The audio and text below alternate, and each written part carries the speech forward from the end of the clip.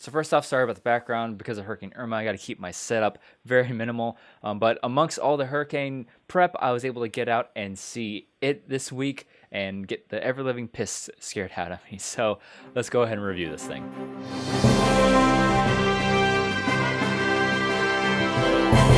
So it is the film adaptation of the famous Stephen King novel of the same name, where an unpopular group of kids discovered this thing that is terrorizing their hometown. So if you frequent my channel, you know that I don't normally go to horror films. It's not my genre. I don't like being scared in movies. I'm really a big baby when it comes to those. But when a movie does come along that either has a whole lot of hype behind it or it kind of has a new spin on the genres, things like Don't Breathe and Unfriended, I'm interested in seeing them. And I was dreading seeing this one because I've heard a lot of people say that is the scariest thing they've ever seen. I will say that it's not as scary as I thought it was, but I really enjoyed the crap out of this film. And one of the reasons I really liked this film was the young actress portraying these characters. Everybody did a really great job in this film. And I can't remember all the actors' names, but the young actor that was also in Book of Henry, I thought he was really good in this film. The young girl who's like the girl in the group, she was really good as well.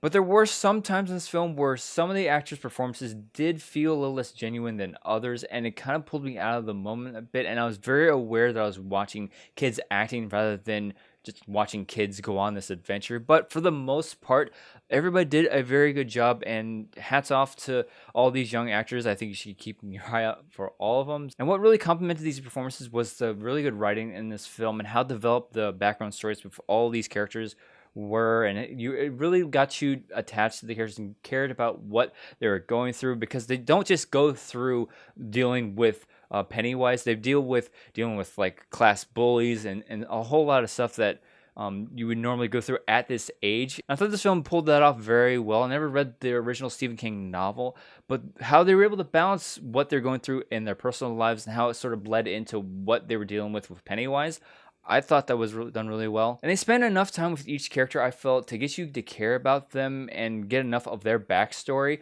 But at the same time, I felt they were trying to cram in a little bit too much. From what I hear, the original Stephen King novel is like over 1,000 pages, which is probably the reason why I didn't read it, because it's just way too long and I'm a snail reader. And what that kind of led to was scenes that were just purely exposition of just all the characters sitting around and having one character just tell everybody like, hey, this is what happened in the past. And one of the biggest reasons I normally don't go see horror films is because of cheap scares. I cannot stand cheap scares and the jump scares and the swelling. You can kind of count down to it. It's like, oh, 5, 4, 3, 2, 1, boom, the big loud boom sound effect. I don't like those scares. And there are a few cheap scares in this movie, but for the most part, the scares are earned and you're kind of scared for the characters in the situation. It's more thrilling and tense and just really creepy. The imagery with Pennywise and things that the scenes that he's in are just so it's just so very creepy, and I spent a lot of time doing this. It's like, I don't want to see that. And the thing I will say about Pennywise is you see him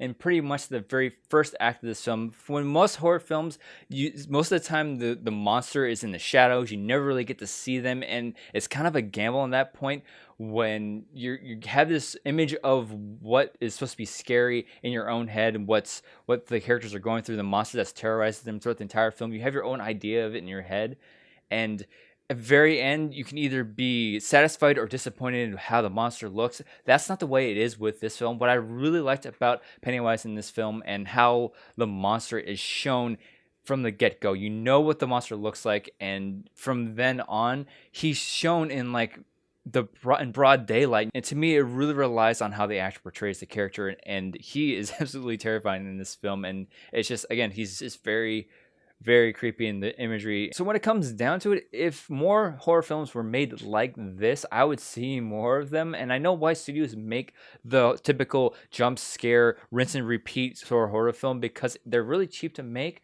and they make a lot of money in return. And if you think of being too harsh on the other horror films that don't focus more on the story and rely on jump scares, I think my response to that would be that if I am hard on a film like Transformers, which I think is a really bad film, the sequels at least, and if I hold those films to a higher standard, I should do the same for the movies in this genre. So I think if filmmakers could do the same thing that this film did, with concentrate on the story and the characters, and realize that if you do that, you can still have a really scary movie and have a really good movie in general, people like me would go out and see those films.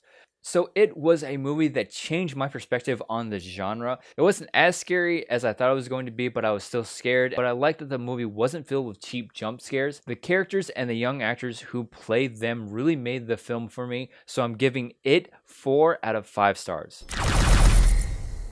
So now it's your turn. If you saw it, let me know what you thought of it in the comment section below. Don't forget to like and share this video and check out some of my other videos on this channel. To stay up to date on all those, the subscribe button is right there. Or is it right there? Whatever. Thanks as always for watching, and I'll see you in the next video.